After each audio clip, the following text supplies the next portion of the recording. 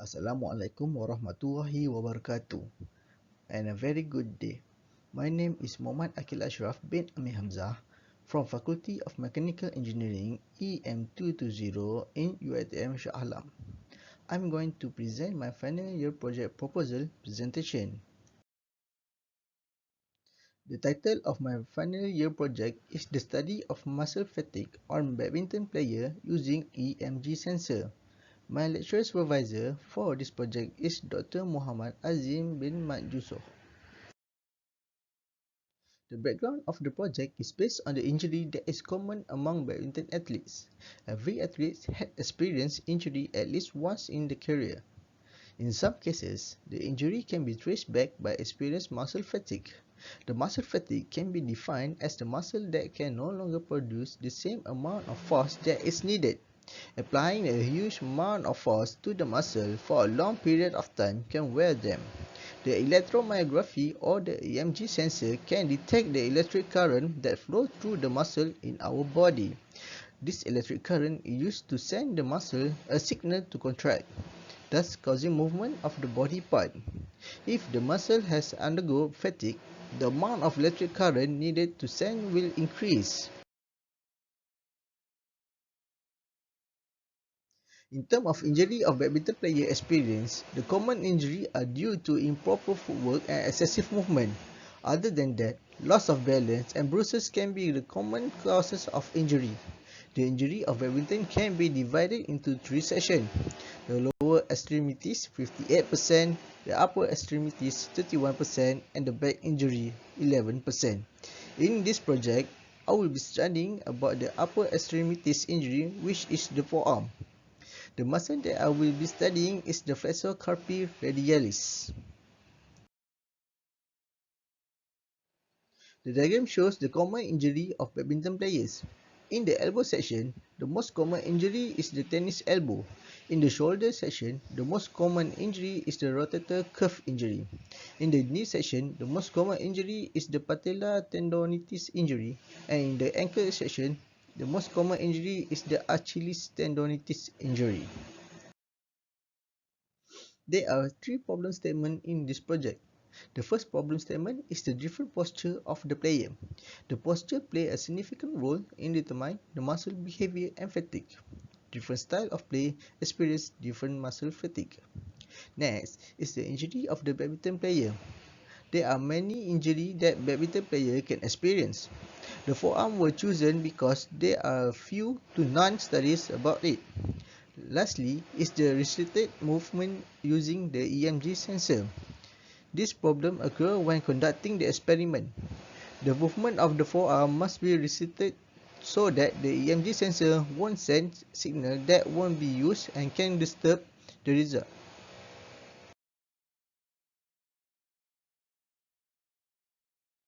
Next, there are three objectives in this project. The first objective is to identify the muscle behavior of badminton player using the Arduino-based EMG sensor.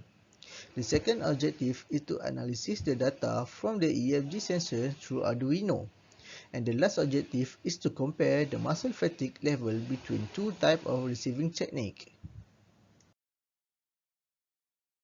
In this session, I will show some of the literature that I have reviewed that is relevant to the project. The first is the derivation of simple muscle fatigue index for bicep muscle. In the paper, it was mentioned that the experiment was conducted by asking male participants from a university. All the participants' BMI and health condition were taken. All the participants were asked to do a simple bicep curl by lifting 5 kg of dumbbell for 1 minute and 30 seconds.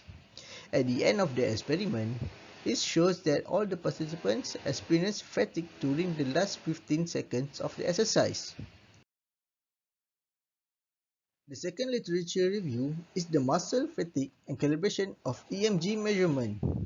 In the paper, the study was conducted by involving all women participants with a mean age of 37.6 years. They were asked to sit on an ordinary office chair and perform a weightlifting of 0, 1, and 2 kg of loads. Each of the loads needed to be held for 5, 3, and 2 minutes respectively. In the end of the experiment, all of the participants managed to hold the load according to the time given. The last literature review is the effect of posture on forearm muscle loading during gripping. In the paper, an experiment was conducted by taking 10 participants consist of 5 men and 5 women. All the participants need to hold a hand dynamometer at 5%, 50%, 70%, 100%, and 50 Newton force. They were asked to hold for 3 seconds when reaching the target line. In the end of the experiment, it was found that the posture of the hand can play a significant role to the grip force and the muscle activity. This is the upper extremities injury that can be found in one of the research papers that I have found. The risk contribute 90.6% of the time of player injured themselves, followed by 37.5% of arm injury, 21.9% of scapular injury, 12.5% of arm injury, and 3.1% of hand injury. The methodology used to conduct the project is by conducting experiment. The result will be compared to an existing available result which have similarities to the project. This is to make sure that the result of the experiment is valid and can be used. This is the flowchart of the project. The experiment begins with asking two volunteers which is a regular badminton player and non-regular badminton player. This is to show that experience can have an impact to the result or not. Then, the volunteer will be equipped with EMG sensor that will attach to their forearm. They will then be asked to do a simple receiving shot with two types of technique. The first technique will be the forehand receiving technique, and the second technique will be the backhand receiving technique. The result will then be compared and analyzed. If the result is valid, then it will proceed with discussion and conclusion of the experiment. This is the preliminary result of the experiment. The graph shows that the level of EMG signal that have been transmitted by the EMG sensor to the Arduino. The spike in the graph shows that the electric current flow through the muscle increased to contract the muscle, hence making a movement.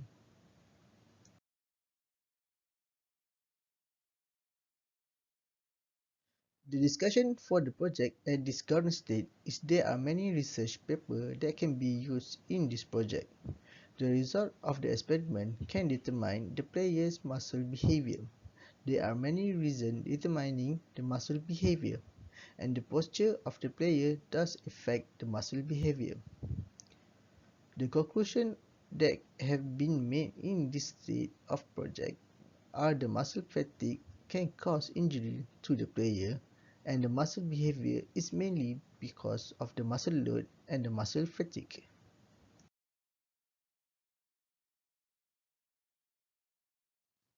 This is the planning and schedule of the project for this semester.